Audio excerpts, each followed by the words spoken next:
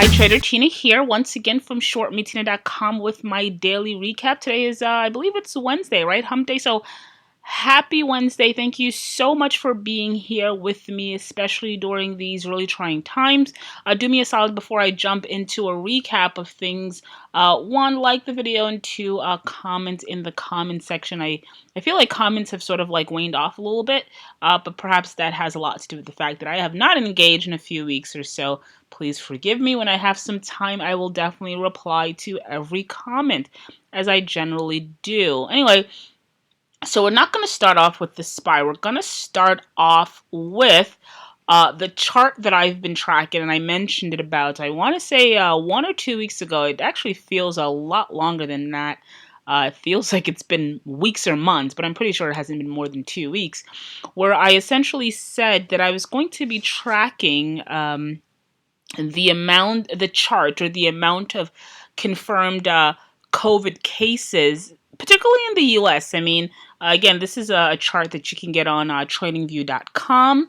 I'll try to link it in the link. Full disclaimer, it's an affiliate link. So if you end up signing up for any of their services, I do get a small portion, a very tiny portion. It's nothing intense.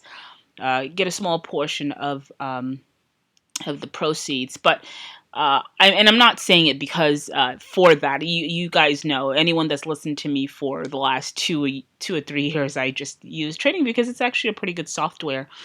Anyway, so I said a few weeks ago that I was going to be tracking the confirmed COVID cases. Obviously looking at the world, but specifically the U.S. One, because I reside here, and two, it's it's kind of the leader of the free world, so they say.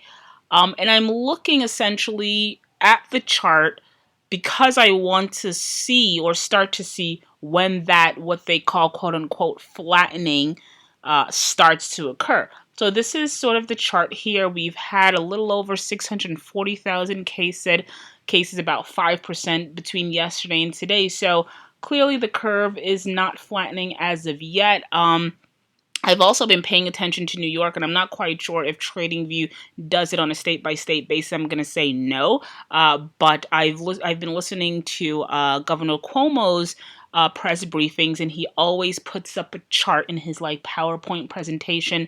And I want to say for the past week, in terms of, I want to say, confirmed cases and deaths, it has been leveling out or flattening for New York. So that's good, because if you've been paying attention, New York is actually sort of the center of it all. It has the most confirmed cases, the most confirmed deaths, etc. So I thought looking at that, as well as the U.S. as a whole, would be a good gauge. Why am I looking at this? Because I feel like once the curve starts to flatten, once we've gotten the virus under control, then we can start figuring out, quote unquote, how to reopen society, how to get folks back to work, how to get restaurants and stores back open, which obviously will affect or contribute to, obviously, earnings and things like that. So, where was I? Lost my track. Lost my train of thought for a bit. So, again, paying attention to the curve. That's why we're starting here. In terms of the U.S., it's still going up. It's not. It hasn't flattened. The place, the center of it all, New York City, based on the last few days of data, looks like it's flattening. The next phase of what the governor is talking about right now, as well as the president in other states, is, okay, how do we get people back to work and back out there? Because once that starts, then we can kind of get a sense on when things will get back to quote unquote normal. I say all that to say, because for, I won't say a while, but, I did say to myself that it wouldn't be wise, right? It wouldn't be wise to invest fully in the market until things start to get back to normal. Now, that does not mean that I am not, allocating funds in my longer term account, which I have been. It does not mean that I have not taken trades, which I have been, but there's not 100% confidence in the economy yet because of what's going on, and that confidence for me personally will not return and things get back to normal. And for that to happen, I've been paying attention to the charts, because for me, that's going to dictate when things start to at least again, that's when things will start to reopen. All right. So that's why I'm starting out here with the US chart, presenting it to you just in the event that you want to look at it and track it for yourself. Again, tradingview.com. I'm going to link that link in the description, if I remember, hopefully. All right. So I think I've made my point there. Let's just jump in and recap the overall market. All right, and so let's jump right into a recap of the overall markets. We always kick it off with the S&P 500. This is the SPY. It's a daily chart, and it goes back to 2017, but obviously we're paying attention to this sort of like epic move in the market, right? I want to say mid-February, we topped out around 339, and then you had like this 30% pullback in the matter of like 2 weeks that got you from a high of 339 to a low of around 233 in the SPY. It bottomed out. Everyone, including myself, was expecting Armageddon in terms of the market, considering again what was going on quote unquote Main Street rather, with restaurants closing, stores closing, employees being furloughed, companies going out of business. And so you said, well, if that's happening, then you should definitely see it reflected in the market because, well, the market is quote unquote forward looking. Bullshit. It's not. Pardon my language. It's not forward looking. It can't be because it would have anticipated this. Anyway, it would have anticipated this in mid-February when COVID was clearly the talk, or was around from December. Anyway, so we're down about 2% in the market. We've had like this 20% bounce from the lows in mid-March. And so a lot of folks are saying, well, was that the bottom, right? Is this it? A lot of folks, a couple of things. You had people on varying sides of different camps, right? You had the this is just a dead cat bounce or a quote unquote bear market rally and the worst is yet to come. And then you had folks saying, no, that was the bottom. We're going to get this V-shaped recovery. And I'm actually on the, based on obviously what's going on, I use the word internals. Based on the internals, I think that there's more downside to go. Hence why, we put on a short here and we put on a short somewhere around here because I felt like there's more downside. But obviously, like, you got to pay attention to the markets, right? When I saw the market starting to rally, I said, well, yes, I can be on the sidelines, but maybe I can just trade this and enter some long positions, which I did. I believe I talked about one of them, Walmart, yesterday. There've been others. There's been Walmart. There's been Tilray. And, obviously there's a whole bunch. They escape me now, but if you look at the videos, I'm sure I've mentioned them at some point. Anyway, so here we are. We're off about 2% today. So you're asking yourself, well, is this the big one? Or at least I'm asking myself, that's it. Is this the big one? Is that it? All right, so close at 277.75. Clearly, we ran into resistance, and let's give it a range. That's around 280 to 285, right? And that's actually held for, or that's actually served as, I like to call them pivots because they're both resistance and support. At one point, it's a support point. The next point is a resistance point. And it's actually been a pivot for the last few years. And so we actually went today as highs of around close to 284. Yesterday, I think we got close to 285. Pulled back in both instances. Now, so for me, I thought that if we actually got above that 280 to 285 level, I thought we were going to run to 300. I thought it was a clear runway to 300. That might be the case. I'm not sure. But based on today's price action, based on today's candle, right? Interesting close. Again, close at 277.75. Not sure what's going on in after hours. I'm going to be paying attention to today's low, right? I think if we break 275, I think this quote-unquote rally, I think that's it. I think we're going to really take that next leg down, honestly. So again, if we, and I really truly believe this, I'm paying attention to today's low, 275.46. I think if we break that and we take that out on volume, I think that that's it. I think that we're going to take the next leg low. I think it's going to be next few weeks of sell-offs. Now, if we manage to rebound, right, and obviously you can pay attention to the futures. I don't know what they look like right now. If we manage to rebound and we reclaim sort of that 285, where we get past that 285 level, then I think it's a clear runway to 300, and that obviously will be the next level of resistance that I'm paying attention to. So That's the story with the SPY, and that's what I'm looking at. What else? All right, and so this is not an exhaustive list, but this is I'm gonna go through some of the trades that have worked for us. Remember, I mentioned in like I don't know if it was like the last segment or the segment before that I've spoken about a lot of trades that has worked for us in the premium member community. I'm just gonna throw them out there again because a lot of them are still, in my opinion, viable trades. Walmart, we actually so again. And I released this, I believe, on Sunday to my free members as well. Obviously, not specifically talking about individual trades, but just giving sort of a graph or a pie of how I'm looking to structure my portfolio for the second quarter. So if you're not signed up to the free newsletter, definitely make sure you do that at ShortMeTina.com. And if you want me to send you that outline of how I'm looking to structure my portfolio, again, just send me an email and I'll send it to you. But obviously, you have to be a part of our mailing list for me to actually send you emails.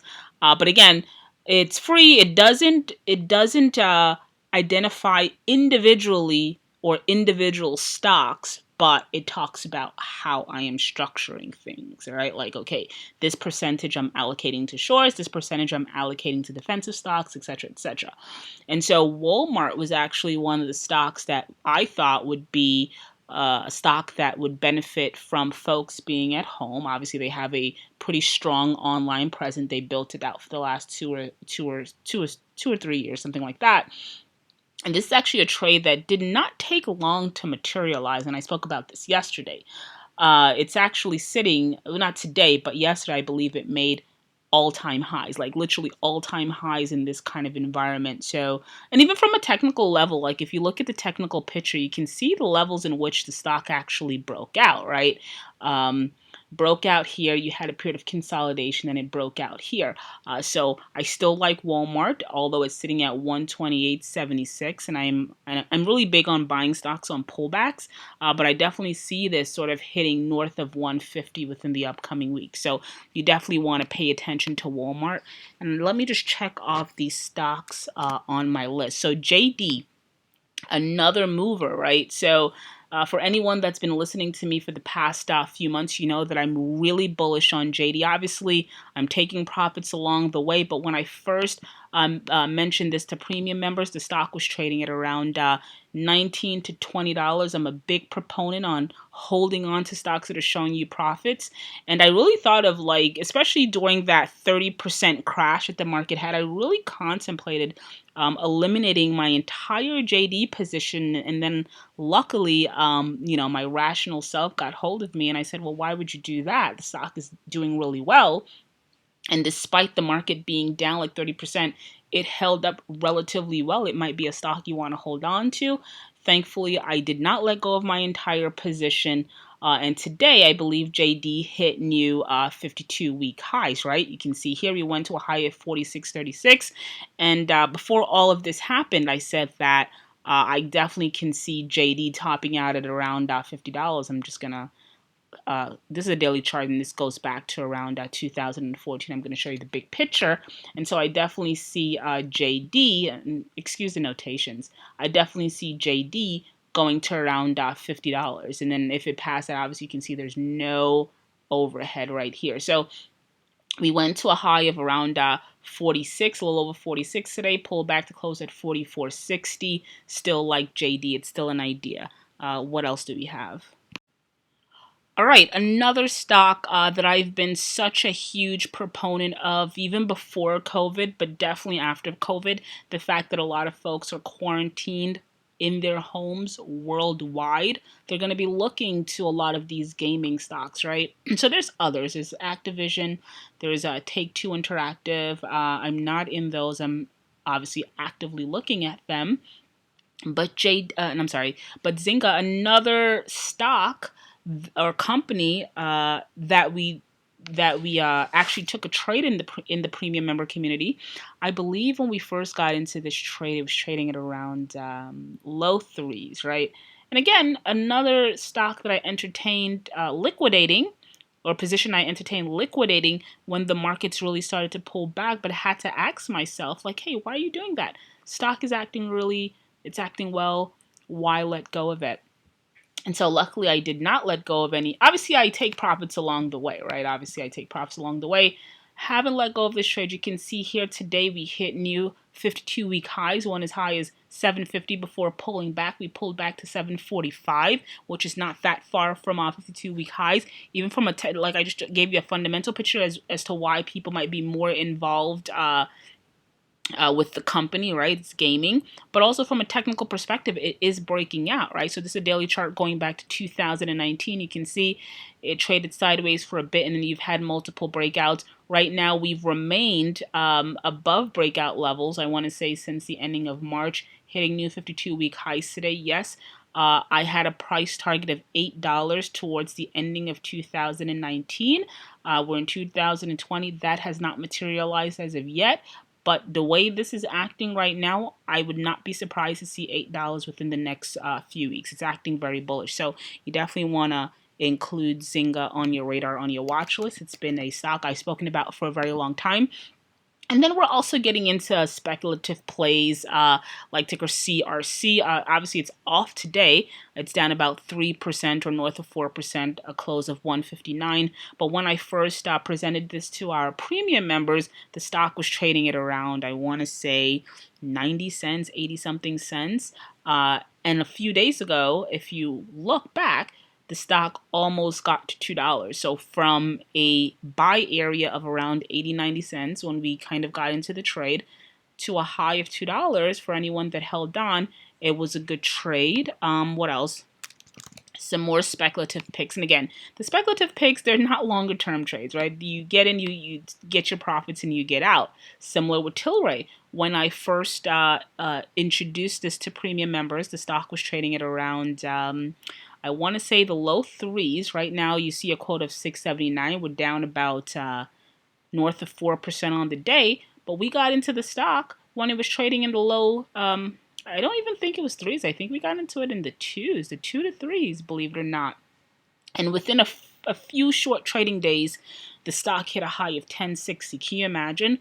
From a low of 2 to 3s to a high of 1060. So I say that to say, while I do believe, and I showed you guys these ideas because these are all trades that we took within the last, I want to say, last few weeks, like definitely all 2020 trades, with the exception of like Zynga and JD. We've had those for a long time and we held on to them. At least I have personally.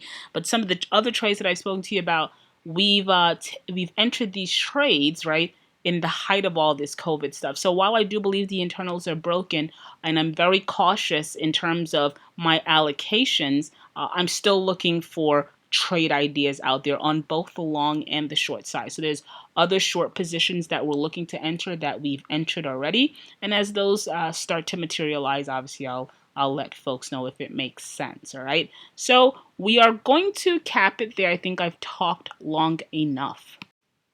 All right, so yeah, let's cap it there. I feel I've spoken long enough about, what we're doing in the premium member community, as well as, some things that I've sent out to my free members. And so completely shameless plug here. So right now what we're doing is we are offering a discount on our trading course. It normally retails for around $9.97. We've lowered that considerably to around $3.97, where you have access to our trading course as well as trade ideas. So if that's something that you're interested in, I'll definitely have a link below. You can sign up. And I definitely in no way want to make this seem as though it's like one ABC 1, 2, 3. Trading it's tough, right?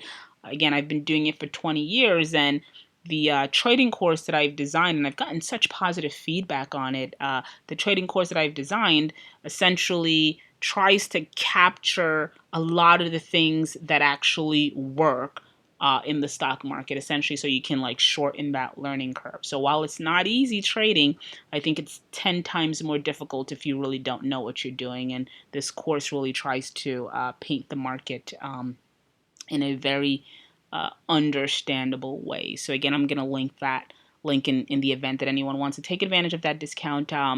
We've ran it for about a week or two to anyone that signed up to our emailing course, but we've had great feedback, and so I think it's only fitting for me to extend that offer to folks on other channels such as YouTube. Again, I'll have that link, and I'll probably keep that discount going for the next 24 hours or so.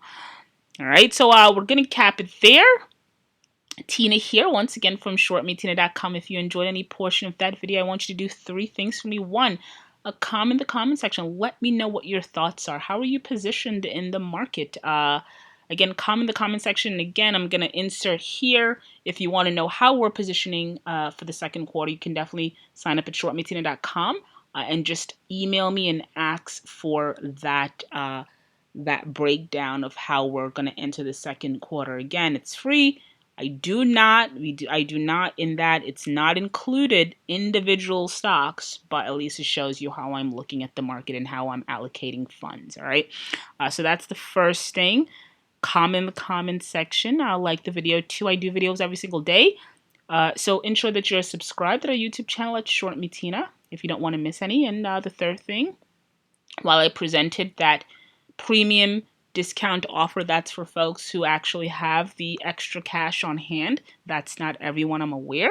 And if you are that person that falls into the category of not having extra funds, which is perfectly okay, what we're doing right now on our website is we're hosting a free 14-day trading course, right? That's free, completely, 100% FREE. Essentially detailing a lot of the things that I've learned the past 20 years or so being involved in the stock market. So if that's something that you're interested in, definitely head on over to our website, ShortMeTina.com. Again, no credit card required. I do not need your credit card, just a viable email address so I can know where to send the information to. If that's something that you're interested in, definitely head on over to ShortMeTina.com, sign up, become a member. Thank you for listening, and as always, thank you for the support. I will talk to you tomorrow. Stay safe.